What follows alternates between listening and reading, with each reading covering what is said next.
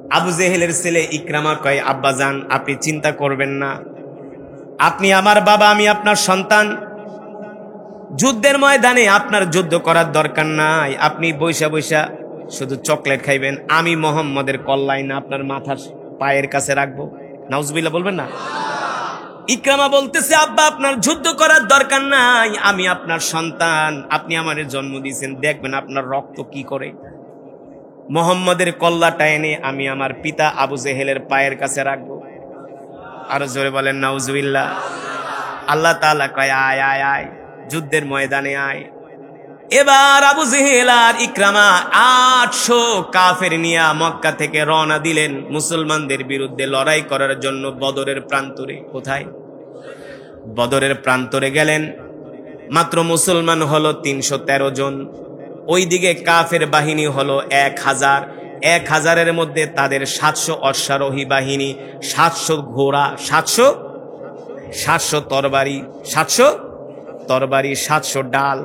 আর মুসলমানদের ঘোড়া হলো 2টা, তরবারি হলো 2টা, আর উট মাত্র 14টা। সৈন্য সংখ্যা হলো 313 জন। কই 1000 আর কই 300? মাত্র 2টা ঘোড়া, 2টা তরবারি। এ যুবক, 1000 কাফের যখন ময়দানে গেলেন, আল্লাহর নবী বিশ্ব নবী রাহমাতুল্লিল আলামিন 1000 কাফের দেখে আল্লাহর রাসূল হতাশ হয়ে গেলেন। হতাশ তো হওয়ার এই কথা, কারণ 2টা ঘোড়া 2টা তরবারি দিয়ে 1000 কাফেরের লগে লড়াই করা সম্ভব? আল্লাহর নবী বদরের প্রান্তরে আল্লাহ তাআলার কদমে সেজদা দিয়া হাত উঠাইলেন আর বললেন, আল্লাহ, 1 বছর না, 2 বছর না, 3 বছর না, 13 বছর মেহনত কইরা, কত বছর? 313 জন জোগাড় করছি, এই 313 জন নিয়ে ময়দানে আসছি, 2টা ঘোড়া 2টা তরবারি। আজকে যদি আমরা যুদ্ধে হেরে যাই, ইসলামের নাম নিশানা মুছে যাবে। আল্লাহ তাআলা ডাক দিয়া বলেন, হাবিব, বালা ইন তাসবিরু ওয়া তাত্তাকু ওয়া ইয়াতুকুম মিন ফাওরিহিম হাদা ইউমদিদুকুম রাব্বুকুম বিখামসাতি আলাফিম মিনাল মালাইকাতি মুসাউমিন। আল্লাহ তাআলা ডাক দিয়া বলে, হাবিব, আপনি চিন্তা করবেন না, টেনশন করবেন না, পেরেশান হবেন না। মক্কার কাফেররা 1000 হতে পারে, কিন্তু আমি আল্লাহ ওদেরকে শায়েস্তা করার জন্য আসমান থেকে আপনাকে আমি 5000 ফেরেশতা দিয়া সাহায্য করব। কয় হাজার? ওই উমদিদকুম রাব্বুকুম বিখামসাতি আলাফিম মিনাল মালাইকাতি মুসাউমিন। আল্লাহ তাআলা ঘোষণা দিতে দেরি 5000 ফেরেশতা আসমান থেকে নামতেছে। কয় হাজার? লম্বা দাড়ি, লম্বা টুপি, লম্বা পাগড়ি আর বিশাল বিশাল তরবারি, এক একটা ফেরেশতা 100 হাত লম্বা। যেই পাহাড়ের উপরে এই 5000 ফেরেশতা নামছে, ওই পাহাড়ের নাম হলো জাবালে মালাইকা। যারা উমরা হজ করতে গেছেন, বদরের প্রান্তর দেখতে গেছেন, তারা ওই পাহাড়টা দেখছেন। আছেন কেউ? জাবালে মালাইকা পাহাড়টা দেখছেন না? পাহাড়ের মাটিগুলা পাউডারের মতো, না? পাহাড়ের মাটিগুলো পাউডারের মতো।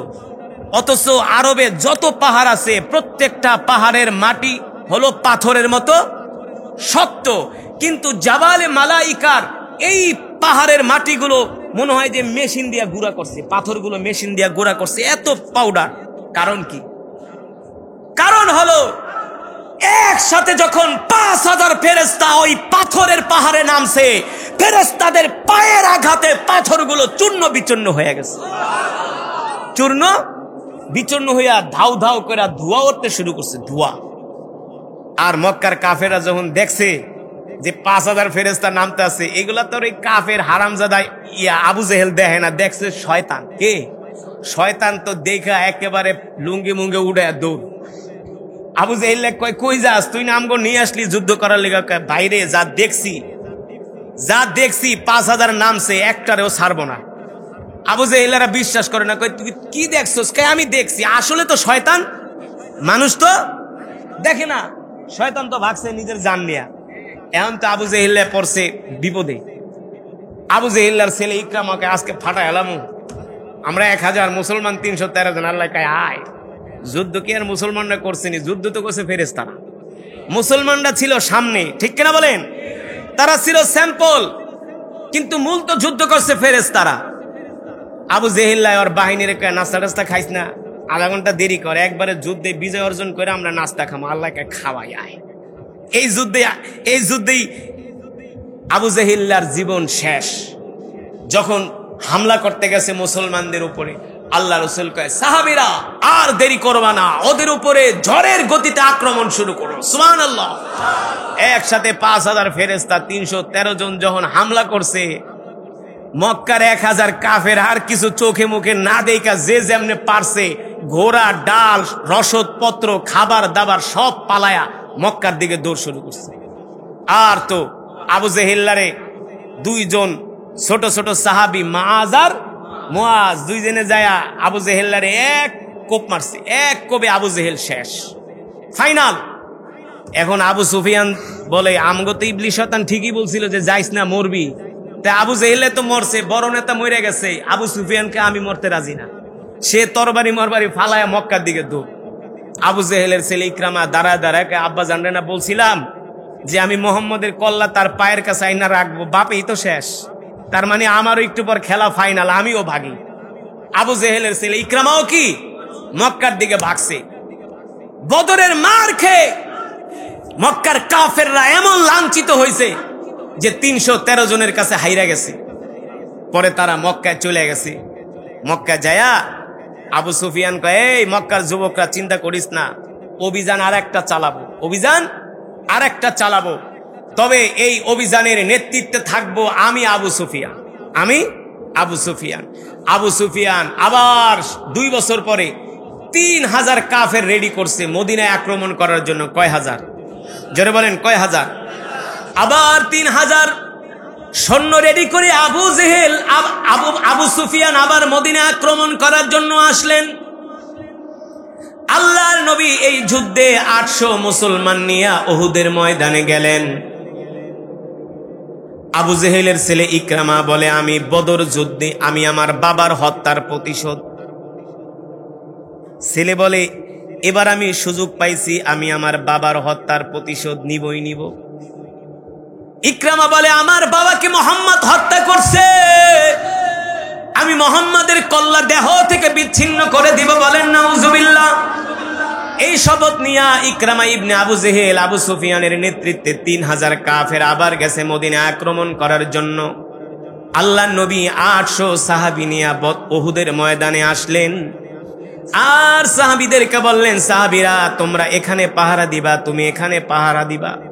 আল্লাহর নবী দলে দলে তাদেরকে বিভক্ত কইরা পাহারার দায়িত্বে নিযুক্ত করলেন। আর বললেন, শোনো, যুদ্ধের জয় পরাজয় যা হোক না কেন, আমি নির্দেশ না দেওয়া পর্যন্ত তোমরা পাহারাদারি ছাড়বা। আল্লাহ রাসূল সাহাবীদেরকে পাহারা দেওয়ার জন্য নিযুক্ত করলেন। ওইদিকে আবু জেহেলের ছেলে ইকরামা শপথ নিলেন, আমি বদরে প্রতিশোধ নিতে পারি নাই, আমি উহুদে প্রতিশোধ নিব। এবার মক্কার 3000 কাফের আবার তারা মুসলমানদের উপর আক্রমণ শুরু করলেন। আল্লাহ রাসূল নির্দেশ দিলেন, সাহাবীরা মক্কার 3000 কাফেরদের বিরুদ্ধে দুর্বার গতিতে, ঝড়ের গতিতে আক্রমণ করো। 3000 কাফেরের বিরুদ্ধে মাত্র 800 মুসলমান যখন আক্রমণ শুরু করলেন, এক আক্রমণে মক্কার কাফেররা যুদ্ধের ময়দানে তারা বিচ্ছিন্ন হয়ে গেল। আল্লাহু আকবার। ইকরামাকে বদরও মাইর খাইলাম, উহুদেও তো অবস্থা খারাপ। আইছিলাম পিতা হত্যার প্রতিশোধ নিতে, প্রতিশোধ তো নিবে দূরের কথা, এখন তো আমার জানই বাঁচে না। আবার আবু জেহেলের ছেলে ইকরামা আবার মক্কার দিকে পলায়ন শুরু করলো। তারা উহুদ থেকে প্রায় 50 কিলোমিটার দূরে যায় তারা তাবু গাড়ল। সকালবেলা চলে গেছে, গোয়েন্দা পাঠাইছে যায় দেখো মুহাম্মদের বাহিনী কি করে।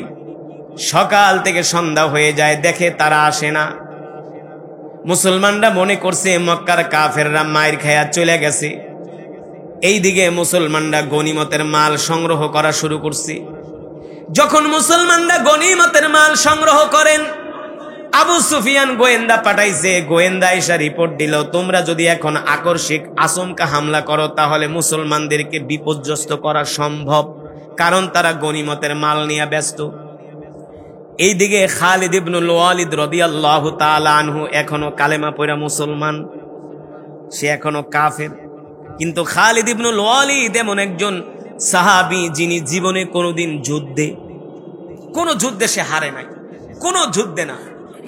খালিদ ইবনুল ওয়ালিদ আর ইকরামা আবু জেহেলের ছেলে দুইজন বলে, দোস্ত আসো আমরা 2000 সৈন্য নিয়ে মুহাম্মাদের বাহিনীর উপরে আক্রমণ করি।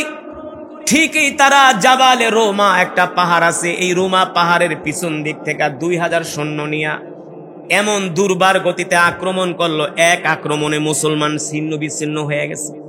এমন আক্রমণ শুরু করছে, মুসলমানদের আর খুঁজে পাওয়া যায় না, সাহাবীদেরকে খুঁজে পাওয়া যায় না। তারা আইসা আল্লাহ রসুলকে কাফেররা ঘেরাও করে ফেলাইছে। কেউ তীর মারে, কেউ তরবারি মারে, তরবারি দিয়ে আঘাত করে। এই অবস্থা দেখলেন হযরত আবু তালহা রাদিয়াল্লাহু তাআলা আনহু।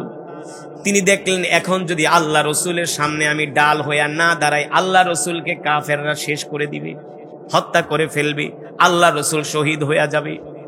সাহাবী আবু তালহা রাদিয়াল্লাহু তাআলা আনহু আল্লাহর নবীর সামনে ডাল হইয়া দাঁড়ায় গেলেন আর বললেন, নবী হে আমার, আমি আপনার সামনে ডাল হইয়া দাঁড়ায় আছি, মক্কার কাফেরদের যত তীরের আঘাত, তরবারির আঘাত আমার গায়ে লাগুক, কলিজার টুকরা নবীর গায়ে যেতে একটা ফুলের টোকাও না লাগে। ফুলের টোকাও। সাহাবী আবু তালহা রাদিয়াল্লাহু তাআলা আনহু যুদ্ধের ময়দানে দাঁড়ায়া আবু জেহেলের ছেলে ইকরামা আর খালিদ ইবনুল ওয়ালিদকে বলতেছে, এ খালিদ, এ ইকরামা, যদি তোরা তোদের মায়ের দুধ খেয়ে থাকস, আমার সাথে আসলে পারলে লড়াই কর, আমি তোদের সাথে লড়াই করব। এই কথা বলার উদ্দেশ্য ছিল, এই কথা বললে কাফেরদের মনোযোগ চলে যাবে আবু তালহার দিকে। কিছুক্ষণের জন্য মুসলমানরা যে বিপর্যস্ত হয়ে গেছে, মুসলমানরা এই সুযোগে আবার সংগঠিত হওয়ার সুযোগ পাবে। এই কারণে ওদেরকে ভাষণ দিয়া তার মনোযোগ আকর্ষণ করতেছে। কিন্তু কাফেররা তীর মারে, তরবারি মারে, একটা আঘাতও আল্লাহর নবীর গায়ে লাগতে দেয় না। সব আঘাতগুলো আবু তালহা রাদিয়াল্লাহু তাআলা আনহু নিজের শরীরের ভিতরে তীরগুলো বিদ্ধ হয়। আল্লাহর নবী মাঝে মাঝে উকি দিয়া দেখে কাফেররা কতটা আক্রমণ করতেছে। আবু তালহা রাদিয়াল্লাহু তাআলা আনহু বলে, গো আল্লাহর নবী, আপনি মাথা উঁচু করবেন না, আপনি মাথা নিচা করেন। কাফেরদের একটা তীর যদি কলিজার টুকরা নবীর গায়ে লাগে, আমরা এতিম হয়ে যাব, আমরা এতিম হয়ে যাব। আল্লাহর নবীকে আমরা হারাতে চাই না। আল্লাহু আকবার। ওই যুদ্ধে একজন না, দুইজন না, 70 জন মুসলমান সাহাবী শহীদ হলেন। কয়জন? শেষ পর্যন্ত ওই যুদ্ধেও মক্কার কাফেররা ভালো কোনো অবস্থান না করতে পারে তারা আবার চলে গেলেন মক্কায়, আবার চলে গেলেন মক্কায়। এবার মক্কায় যাওয়ার পরে মক্কার কাফেররা ষড়যন্ত্র করলো, এবার মুহাম্মদকে আমরা ছাড়ব না, এবার মুহাম্মদকে আমরা উচিত শিক্ষা দিব। আবার মক্কার কাফেররা 8000 কাফের নিয়ে তারা আবার মদিনায় আক্রমণ করার জন্য প্ল্যান করলো। কয় হাজার? দিন দিন তাদের সংখ্যা বাড়তেছে, ওদের সংখ্যা হলো 8000। আল্লাহ রসুল যখন জানতে পারলেন মক্কার কাফেররা আবার মদিনায় আক্রমণ করবে 8000 সৈন্য নিয়ে, সেই যুদ্ধটা ছিল খন্দকের যুদ্ধ। আল্লাহ নবী সাহাবীদেরকে নির্দেশ দিলেন, তোমরা মদিনার চতুর্পাশে তোমরা বড় বড় গর্ত করো, পরীক্ষা খনন করো, যাতে মক্কার কাফেররা মদিনায় ঢুকতে না পারে। সাহাবীরা বড় বড় এক একটা গর্ত করলেন। এক একটা গর্ত ছিল 40 ফিট গভীর। কয় ফিট? ওই গর্ত দিয়া যদি মক্কার কাফেররা মদিনায় আক্রমণ করতে যায়, তাহলে তাদের ঘোড়াগুলো গর্তের ভিতরে পড়ে যাবে, আর তারা শহরে ঢুকতে পারবে না। আল্লাহ নবীর যুদ্ধ কৌশল কতটা চমৎকার ছিল, যেটাকে বলা হয় গেরিলা যুদ্ধ। কি যুদ্ধ? এই গেরিলা যুদ্ধের উদ্ভাবক হলেন বিশ্বনবী রহমাতুল্লিল। আল্লাহ নবী নির্দেশ দিলেন, মদিনার চতুর্পাশে তোমরা গর্ত খনন করো। মদিনার চতুর্পাশে গর্ত খনন করলেন। মক্কার কাফের আয়েশা দেখে সুবিধা করা যায় না, মদিনায় ঢুকতে পারবে না, কিন্তু এক জায়গা দিয়ে দেখলেন গর্ত একটু ছোট। ওই গর্ত এক জায়গা দিয়ে একটু ত্রুটি বিচ্যুতি ছিল। খালিদ ইবনুল ওয়ালিদ ইকরামাকে ডাক দিয়া বলে, দোস্ত, সুযোগ একটা পাইছি, এই সুযোগে আমরা এই গর্ত দিয়া আমাদের ঘোড়া লাভ দিয়া এই গর্ত অতিক্রম করতে পারবে, তার মানে আমরা মদিনায় আক্রমণ করতে পারবো। তারা আবার 3000 কাফের নিয়া মদিনায় ঢোকার জন্য যখন চেষ্টা করলেন, হযরত আলী রাদিয়াল্লাহু তাআলা আনহু দেখা ফেলাইছে। আলী রাদিয়াল্লাহু তাআলা আনহু 1000 সৈন্য নিয়া তাদেরকে এমন ধাওয়া করছে, তারা আর মদিনায় ঢুকতে পারে নাই, তারা আবার চলে গেছে মক্কায়। সুবহানাল্লাহ। তিনবারই তারা যুদ্ধে মার খাইছে। কয়বার? আল্লাহ রসুল কয় আর ওদের সুযোগ দেওয়া যাবে না, এবার আমি মক্কা দখল করব। এবার আমি, তিনবার ওরা আক্রমণ করছে মদিনায়, আমাদের সাথে হেরে গেছে, আর ওদেরকে সুযোগ দেওয়া যাবে না। এবার আল্লাহ নবী 10,000 সাহাবী নিয়ে মক্কা বিজয় করার জন্য রওনা করলেন। আল্লাহ নবীর খবর পায়া স্বয়ং আবু সুফিয়ানের মতো নেতা ঘরের ভিতরে দরজা লাগায় পালায় আছে।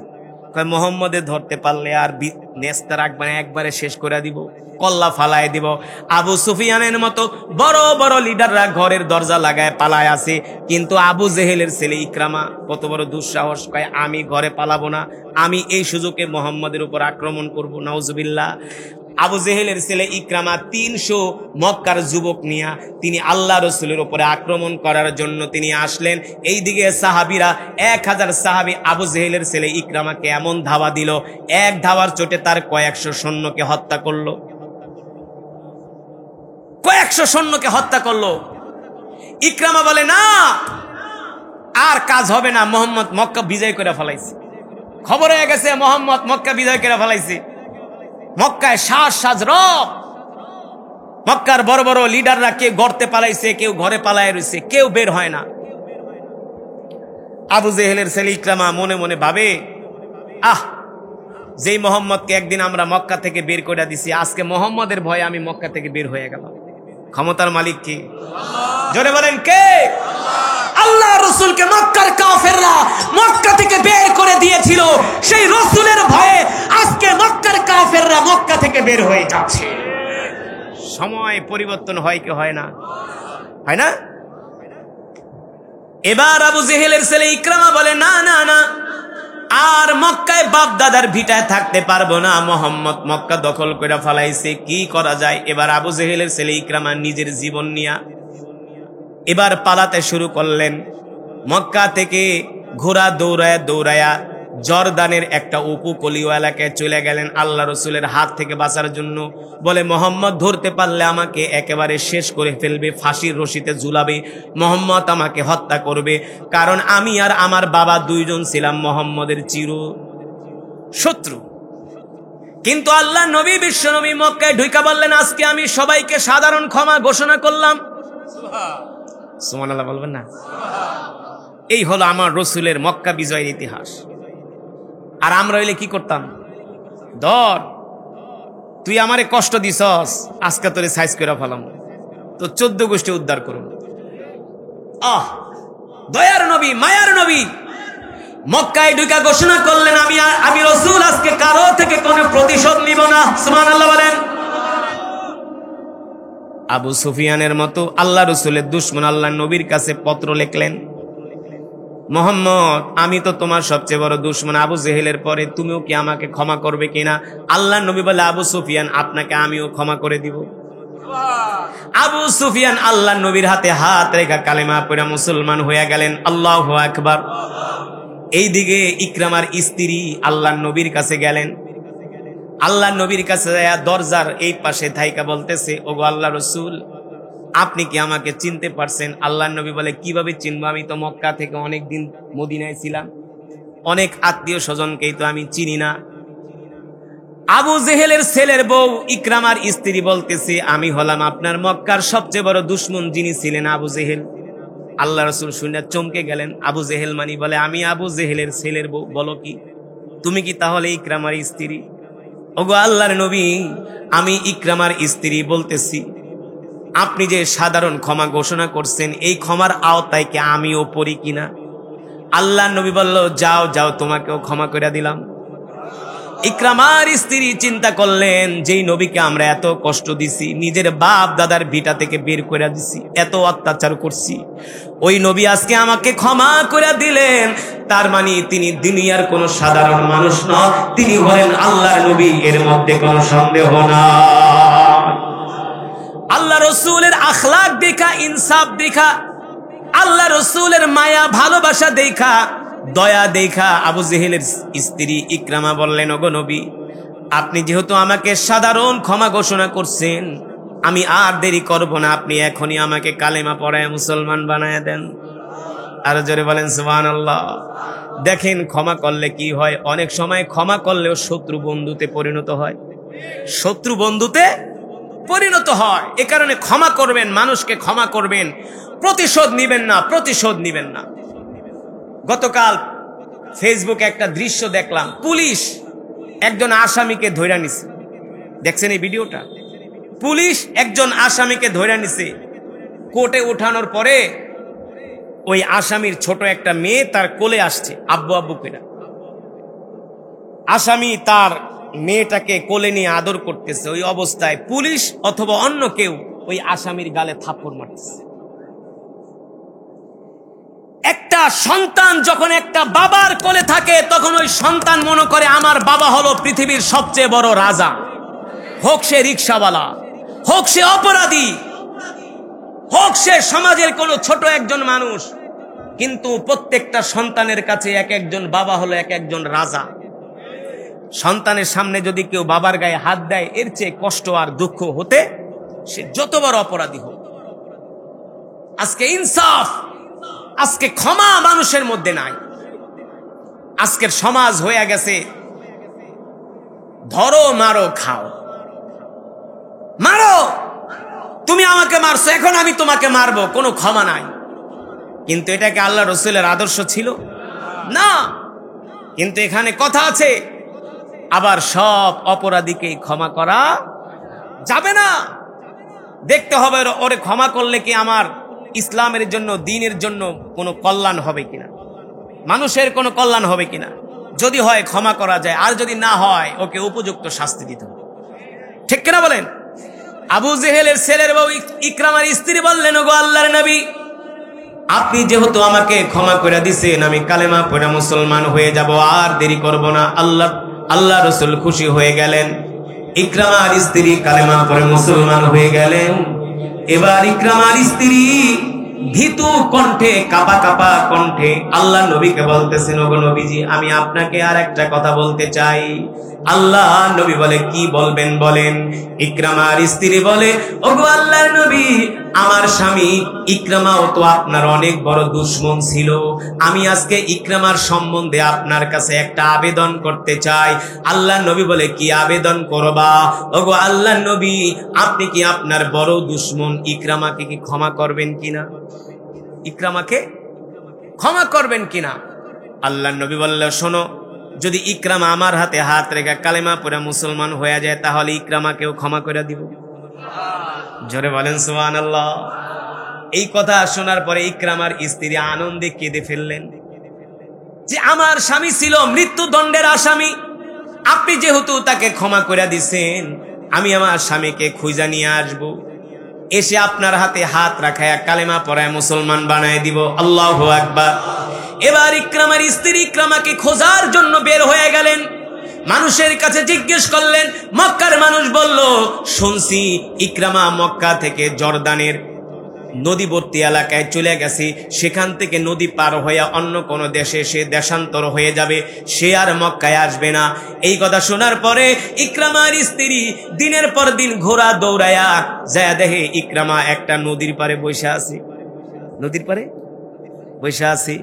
স্ত্রীকে দেখা ইকরামা খুশি হয়ে গেছে, বলে, তোমারে কি মোহাম্মদ এখনো মারে নাই, হত্যা করে নাই? আমি তো ভাবছিলাম মোহাম্মদ তোমার কল্লা ফালায় দিছি, এখন দেখি তুমি আমার সামনে। ইকরামা আনন্দে আত্মহারা হয়ে গেছে। ইকরামার স্ত্রী বলে, প্রাণের স্বামী গো, আমরা না যাই না মোহাম্মদের উপর অত্যাচার করছি, জুলুম করছি, নির্যাতন করছি। স্বামী গো, মোহাম্মদ এত ভালো মানুষ, তার মতো ভালো মানুষ মক্কার জমিনে একজনও নাই। বলে, মোহাম্মদ কি এমন ভালো আচরণ দেখাইছে? ইকরামার স্ত্রী বলে, ওগো প্রাণের স্বামী, আল্লাহর নবী মুহাম্মদ সাল্লাল্লাহু আলাইহি সাল্লাম শুধু ভালো আচরণ দেখায় নাই, মুহাম্মদ সাল্লাল্লাহু আলাইহি সাল্লাম আমাকেও ক্ষমা করে দিয়েছে। শুধু আমাকেই ক্ষমা করে নাই, আপনাকেও ক্ষমা করে দিয়েছে।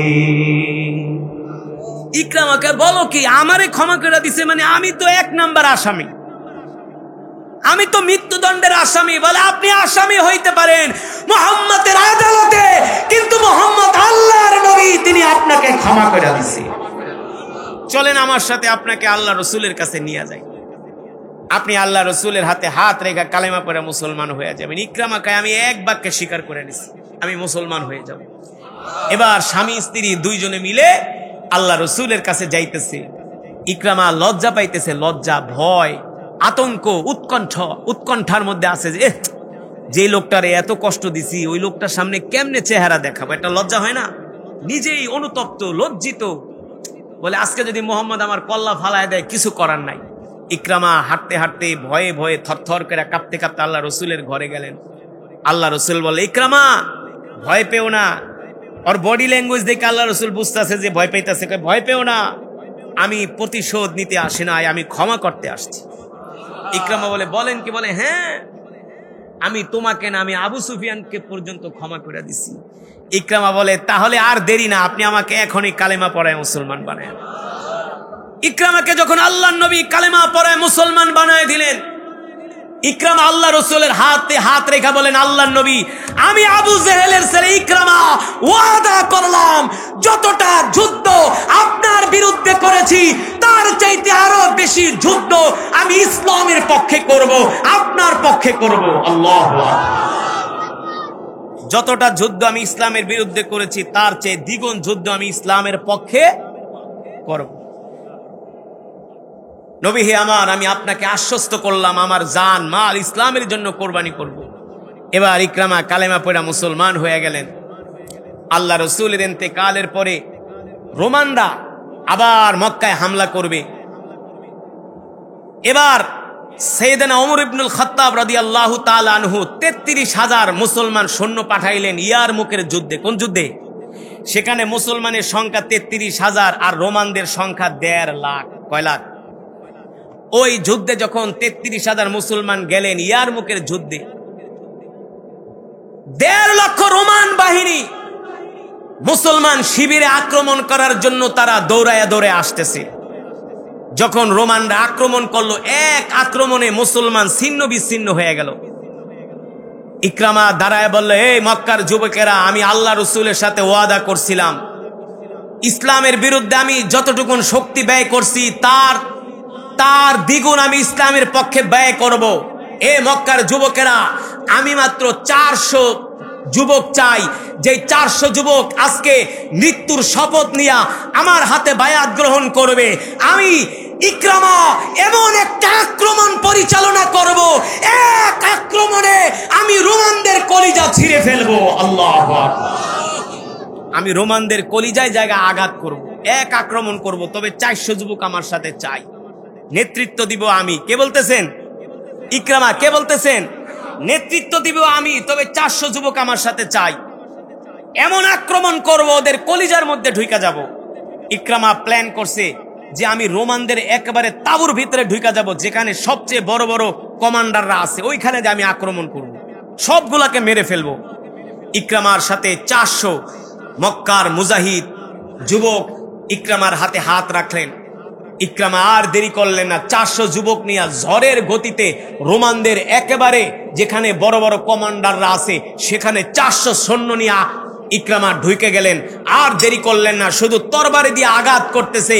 যেই দিকে ইকরামার বাহিনী যায় ওই দিকে শুধু রোমানদের কল্লা পাওয়া যায়, দেহ খিজা পাওয়া যায় না।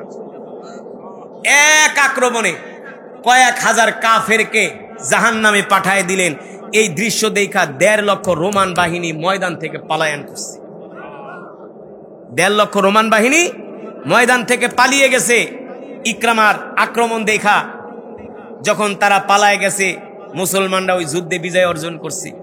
ওই দিক দিয়ে কাফেরা কি করছে, ইকরামার পেটের ভিতরে তরবারি দিয়ে এমন এক আঘাত করছে, এক আঘাতে ইকরামা মাটিতে লুটায় পড়ছে, পেট থেকে রক্ত বের হচ্ছে। দূর থেকে দেখছেন খালিদ ইবনুল ওয়ালিদ ইকরামা আহত অবস্থায় পড়ে আছেন।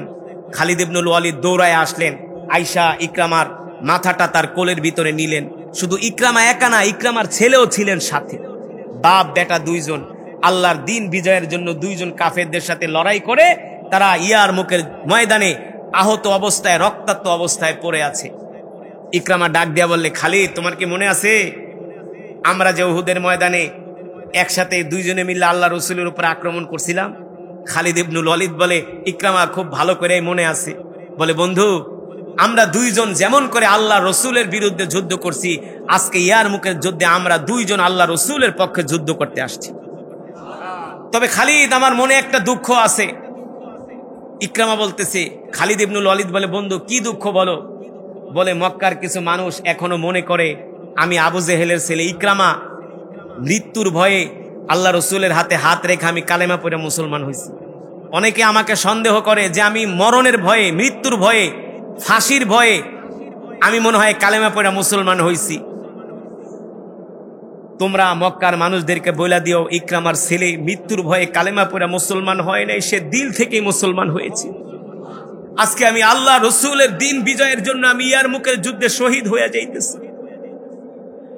ইকরামা বলে, শুধু মক্কার মানুষ না, আমিরুল মুমিনিন হযরত ওমরও ইকরামাকে সন্দেহের চোখে দেখত।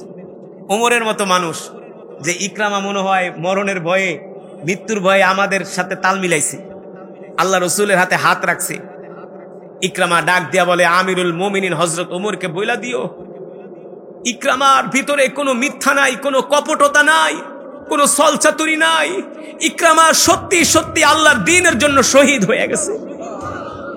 এই কথা শোনার পরে ইয়ারমুকের সব মুসলিম মুজাহিদ বাহিনী কান্না করতেছে যে আবু জেহেলের ছেলে ইকরামা, আল্লাহ তাকে হেদায়েত দিয়া মুসলমান বানায় দিছে, আজকে সেই ইকরামা দ্বীনের জন্য শহীদ হয়ে যাইতেছে। আল্লাহু আকবার। আবু জেহেলের ছেলে ইকরামা, তিনি সেই ইয়ারমুকের যুদ্ধে আল্লাহর দ্বীন বিজয় করার জন্য ইয়ারমুকের যুদ্ধে তিনি শহীদ হয়ে গেলেন। সেই যুদ্ধে মুসলমান বিজয় অর্জন করলেন, আর সেই যুদ্ধের পরে সারা পৃথিবীতে মুসলমানদের বিজয় ধ্বনি শুরু হয়ে গেছে। আল্লাহু আকবার। জোরে বলেন আল্লাহু আকবার। আল্লাহ নবী বলছেন, এই সমাজের ভিতরে অনেক মুসলমান থাকবে, কিন্তু তাদের মধ্যে হেদায়াত, দ্বীন মানবে না, ইসলাম মানবে না, আল্লাহ তাআলার বিধান মানবে না। ঠিক কিনা বলেন? আল্লাহ রাব্বুল আলামিন বিশ্বনবীর উপরে কোরআন নাজিল করেছেন এই জন্য, ইন্না আনজালনা ইলাইকা যিকরা লিতুবাইয়িনা লিন-নাস। নবী হে আমার, আমি আল্লাহ আপনার উপর যে কোরআন নাজিল করেছি, এই কোরআন দিয়ে আপনি মক্কার মানুষদেরকে দাওয়াত দেন, মক্কার মানুষদেরকে দাওয়াত দেন। আল্লাহ নবী এই কোরআন দিয়ে আবু জেহেলকে দাওয়াত দেয়, আবু লাহাবকে দাওয়াত দেয়, উতবাকে দাওয়াত দেয়, শাইবাকে দাওয়াত দেয়, আবু সুফিয়ানকে দাওয়াত দেয়। কিন্তু মক্কার কাফেররা কোরআনের দাওয়াত, কালেমার দাওয়াত গ্রহণ করে না। উল্টা আমার নবীকে মক্কার কাফেররা মিথ্যাবাদী, জাদুকর বলে গালি দেয়। ঠিক কিনা বলেন? আমার নবী এত সুন্দর কোরআন পড়ে, আর মক্কার কাফেররা বলে মোহাম্মদ বানায় বানায় কবিতা বলে। আল্লাহ তাআলা বলে, না না না, ওয়ামা হুয়া বিকাউলি শাইরিন কলিলাম মা তুমিনুন। ঠিক কিনা বলে? আল্লাহ রাব্বুল আলামিন আমার নবীর উপরে যে কোরআন নাজিল করছে, এই কোরআন হলো আল্লাহর জবানের কালাম। এই কোরআন কোন কবির কাব্য হতে পারে না। এই কোরআন কোন কবির কাব্য হতে পারে না। মক্কার বড় বড় কাফেরদের কাছে জিজ্ঞেস করা হয়েছে, তোমরাও তো কবি, আমরা তো মোহাম্মদকেও কবি মনে করি। তারা বলেন, না না না, মোহাম্মদ যেটা তেলাওয়াত করে এটা কোনো কবির কাব্য হতে পারে না, কারণ কোন কবির কাব্যের ভাষা এত সুন্দর ছন্দময় হতে পারে? আল্লাহ রাব্বুল আলামিন এই কোরআন দিয়ে আল্লাহ রাসূলকে মক্কায় পাঠালেন। মক্কার কাফেররা আল্লাহর নবীকে গণক বলে গালি দেয়, জাদুকর বলে গালি দেয়। আল্লাহ তাআলা কোরআনুল কারীমের মধ্যে বলেন, মা আনতা বিনিআমাতি রাব্বিকা বিকাহিনি ওয়ালা মাজনুন। নবী হে আমার, আপনি পাগল না, গণক নন, জাদুকর নন। মক্কার কাফেররা আপনাকে গণক বলে, জাদুকর বলে, কবি বলে, কিন্তু আমি আল্লাহ বলতেছি আপনি হলেন নবী। আপনি হলেন। কিন্তু আল্লাহর নবী এই কোরআন দিয়া দাওয়াত দেয়, মক্কার কাফেররা দাওয়াত গ্রহণ করেই না।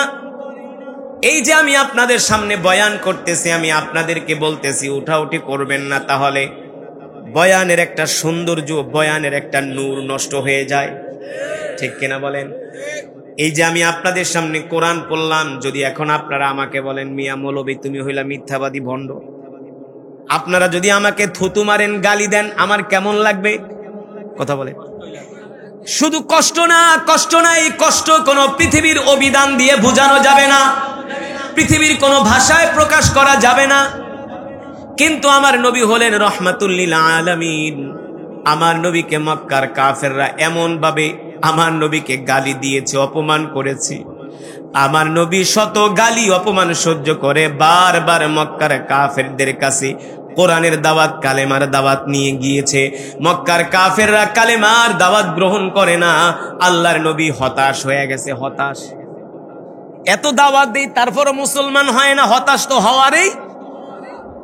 আল্লাহ তাআলা ডাক দিয়ে বলে, হাবিব আপনি হতাশ হবেন না, পেরেশান হবেন না।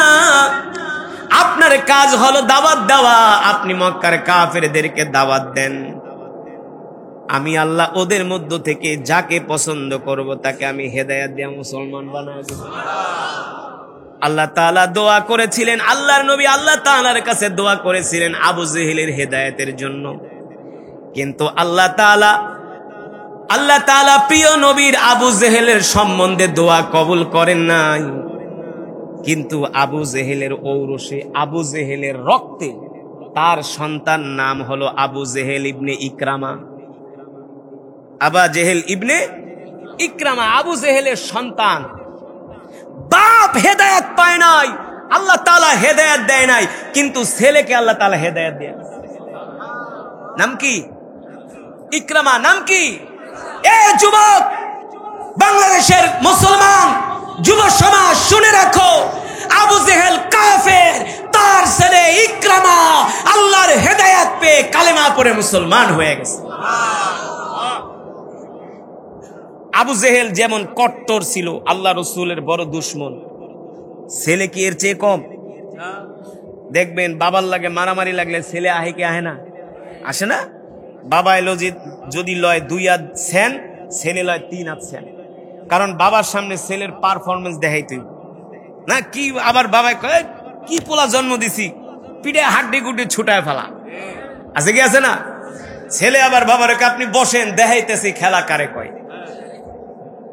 ঠিক ইসলামের ইতিহাসে প্রথম একটা যুদ্ধ হয়েছিল, নাম কি? বদর। এই যুদ্ধে আবু জেহেল আল্লাহ রসুলের বিরুদ্ধে লড়াই করার জন্য যাচ্ছেন বদরের প্রান্তরে। মুসলমান আবু জেহেল ছিলেন কাট্টা কাফের, অথচ আল্লাহ তাআলা তার ছেলেকে হেদায়েত দিয়া কালেমা পড়ায় মুসলমান বানায় দিয়েছে। ঠিক কিনা বলেন? কিন্তু আমরা মুসলমান হয়েও আজকে নামাজ পড়ি না, দিন মানি না, ইসলাম মানি না। জোহর পড়লে আসর পড়ি না, আসর পড়লে মাগরিব পড়ি না, নামাজ একদিন পড়লে 7 দিন কোনো খবর নাই। এটা কোনো মুসলমানের কাজ হতে পারে না। রসুলের সাহাবীরা যদি যুদ্ধের ময়দানে জীবন দিতে পারে, আমরা আল্লাহ রসুলের উম্মত হয়ে কি 5 ওয়াক্ত নামাজ পড়তে পারবো না? মুসলমান পারবো? যদি 5 ওয়াক্ত নামাজ পড়তে পারি, আজ থেকে আমরা শপথ নিব, জীবনে যতদিন বাঁচবো 5 ওয়াক্ত নামাজ পড়বো, আল্লাহর হুকুম মানবো, আল্লাহর সুন্নত অনুযায়ী আমরা আমাদের জীবনকে পরিচালিত করব। তাহলে আজকের মাহফিল থেকে আমরা কে কে শপথ করতে রাজি আছি জীবনে যতদিন বাঁচবো আর কোনদিন নামাজ ছেড়ে দিব না? কে কে রাজি আছি হাত উঠে আল্লাহকে দেখাই। লিল্লাহে তাকবীর, লিল্লাহে তাকবীর। আল কোরআনের আলো, আল হাদিসের আলো, ডাক দেন ইয়া আল্লাহ। আরো জোরে বলেন ইয়া আল্লাহ। ওয়াদা করলাম আর কোনদিন নামাজ ছেড়ে দিব না, নামাজ ছেড়ে দিব না। হাত নামান। নামাজ পড়বেন তো? কয় ওয়াক্ত? 4 ওয়াক্ত পড়বেন, ফজর ওয়াক্ত পড়বেন না? নাক টাইনা ঘুমাইবেন? হ্যাঁ না, 5 ওয়াক্ত নামাজ আমরা জামাতের সাথে আদায় করব ইনশাআল্লাহ। আল্লাহর বান্দারা, তাহলে আমরা কোরআনের জন্য কিছু সময় বসতে পারবো তো ইনশাআল্লাহ? মাশাআল্লাহ। আল্লাহ তাআলা সকলকে কবুল করুন বলি আমিন। আমার দিল বলে আমার রব আজকের এই মাজমাকে কবুল করে নিয়েছে। কারণ আপনারা তেলাওয়াত শুনে, আল্লাহর কোরআন শুনে যে আবেগ আপ্লুত হয়েছেন, আল্লাহু আকবারের ধ্বনি দিয়েছেন, রব্বে কাবা খুশি না হয়ে পারে না। ঠিক কিনা বলেন? এই কোরআন কার? আল্লাহ তাআলা। আমরা সেই মহান রবের কোরআন শুনেছি। মুসলমান, যেই রব এই আসমান সৃষ্টি করেছেন, জমিন সৃষ্টি করেছেন। আসমান সৃষ্টি করেছেন কে? জমিন সৃষ্টি করেছেন কে? কয়টা আসমান? ধর্মিয়া আসমান কয়টা? কোরআনে আছে কি আছে না? নাই? আল্লাযী খালাকা সাবআ সামাওয়াতিন তিবাকা মা তারা ফি খালকির রহমান মিন তাফাউত ফারজি'ল বাসারা হাল তারা মিন ফুতুর। আল্লাহ তাআলা বলেন, নবী মক্কার কাফের মুশরিক অবিশ্বাসীদেরকে বলে দেন, আমি আল্লাহ তাদের মাথার উপরে একটা না, দুইটা না, তিনটা না, চারটা না, পাঁচটা না, ছয়টা না, খুঁটিবিহীন আমি আল্লাহ 7টা আসমান বানাইছি। কোন খুঁটি আছে? বিম আছে? এই যে প্যান্ডেল বানাইছে, কতগুলা খুঁটি দিছে। খুঁটি যদি না দিত তাহলে প্যান্ডেল ভাঙা মাথার উপর পড়ত। ইঞ্জিনিয়ার বাড়ির ড্রয়িং করে, ড্রয়িং, বর্তমানে রডের দাম 1 লাখের উপরে। আয়সা বলে, ইঞ্জিনিয়ার ছোট একটা বাড়ি করুম, 40 টন রড দিলেন মিয়া, এটা কোনো কথা? বর্তমানে যে রডের 1 টন রডের দাম 1 লাখ টাকা, 2-4 টন কমায় দেন। কমায় দিতে পারি, বিল্ডিং কিছুদিন আপনার মাথার উপরে পড়বে, ঠিক কিনা বলেন? তাও কি বিল্ডিং এর মেয়াদ 100 বছর। 100 বছর। আমি যখন 2017-18 দিকে যখন মিশরে পড়াশোনা করি, একবার আমি মিশর থেকে বাংলাদেশে আসছিলাম, তো এমিরাত এয়ারলাইন্সে উঠেছিলাম দুবাই থেকে। বিমান চলতেছে, টাইমিং এ দেখি বিকেল 4টা, ঢাকায় ল্যান্ড করতে আরো মিনিমাম 3 ঘন্টা লাগবে। তো বিমানটা এমন স্মুথলি চলতেছে, আমার কাছে মনে হলো যে আমি বরিশালের লঞ্চে শুয়ে আছি। একটু বিমান হেলেও না, ধলেও না, কাঁপেও না। বিমান তো সাধারণত টার্বুলেন্স হলে, ঝড় হলে একটু কাঁপাকাঁপি করে, ভয় লাগে। স্মুথলি বিমান চলতেছে, আর সূর্যের আলো বিমানের জানালা দিয়া আমার শরীরে লাগতেছে। কি যে অপরূপ একটা দৃশ্য, আসমান দেখতেছি। তো চিন্তা করলাম, মালিক তুমি এত বড় আসমান বানাইছো, কোনো খুঁটি খাটি দাও নাই? খুঁটি ছাড়া। তো খুঁটি দিলে কি হইতো? খুঁটি ছাড়া তুমি কিভাবে আসমান বানায় রাখছো?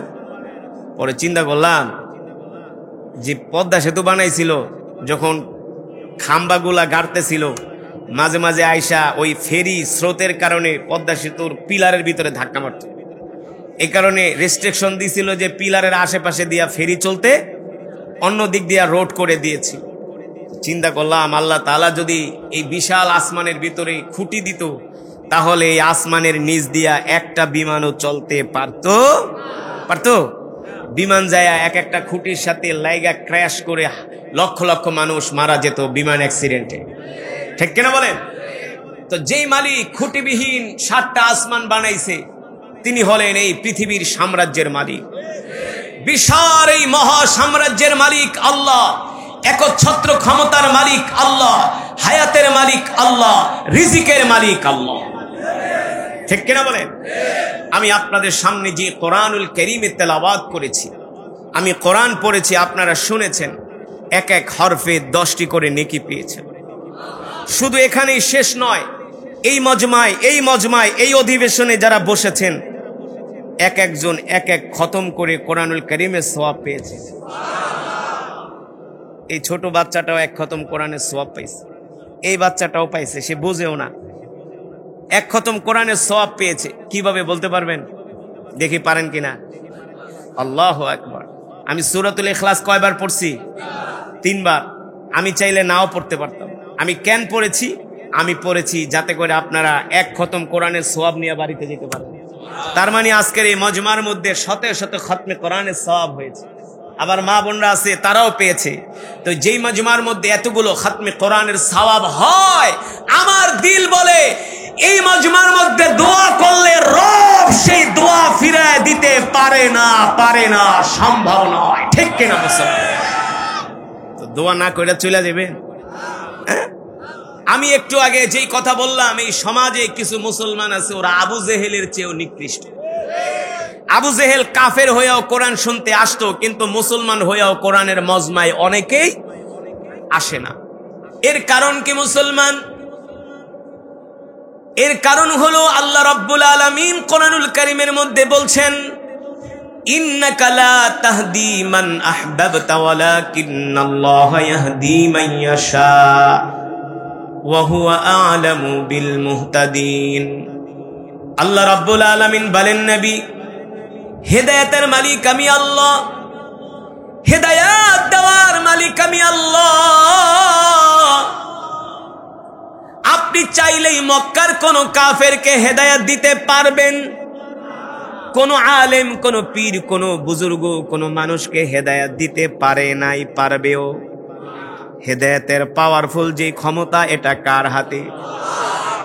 আল্লাহ তাআলার হাতে। চেয়ারম্যান বলছে আল্লাহ তাআলার হাতে। দেখা যায় কত ডাকাত হেদায়েত পায়া ইমানদার হয়ে যায়, আবার কত ইমানদারও দাড়ি কাইটা বিড়ি টানে। আছে কি আছে না? দেখবেন এলাকার মধ্যে কিছু লোক দাড়ি রেখা খুব কয়েকদিন নামাজ পড়ে, হঠাৎ করে তার দাড়িও নাই, নামাজও নাই। আছে কি আছে না?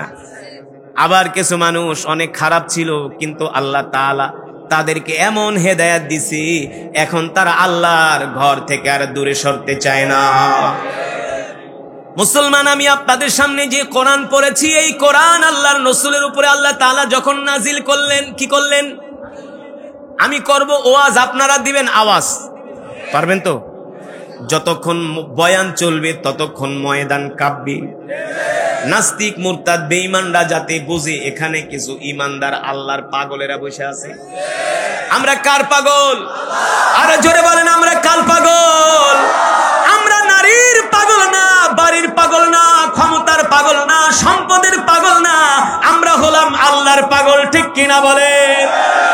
দুনিয়ার মানুষ আমাদের পাগল বলে বলুক, তাতে আমাদের কিছু। দেখবেন বাংলাদেশের আলেমদেরকে অনেক নাস্তিক মুরতাদরা কইরি পাগল, মোল্লারা পাগল বলে, কি বলে না?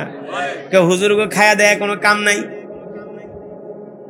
এটি খালি গরম গরম ওয়াজ করে, কয় কি কয় না? আরে বেটা, ইসলাম এমন ধর্ম যেখানে নরমও আছে। হযরত সাইয়েদনা আবু বকর ছিলেন নরম, আর ওমর আল্লাহু আকবার।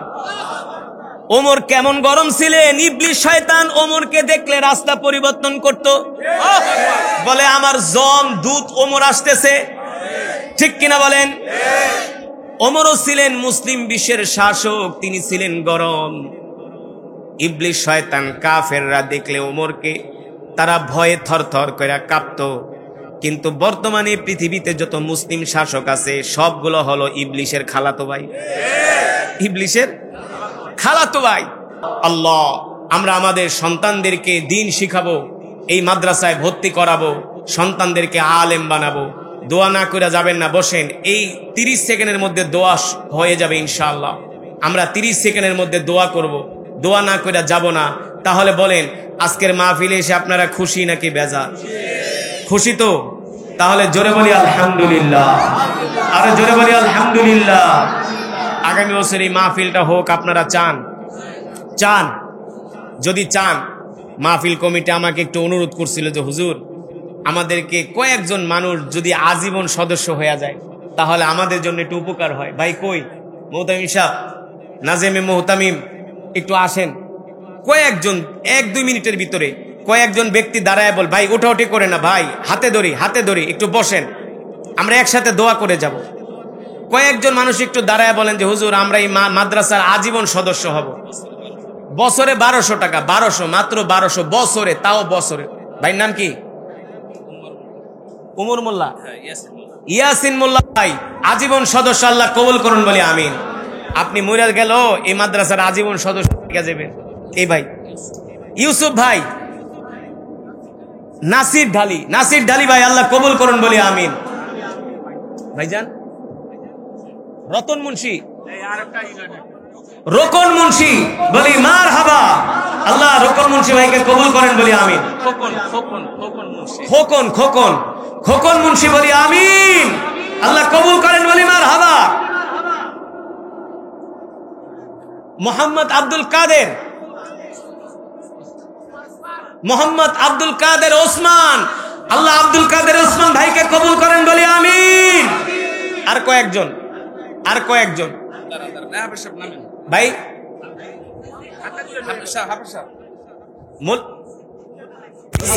জোরে বলে। আরে আমি 1 ঘন্টা যদি চিলাইতে পারি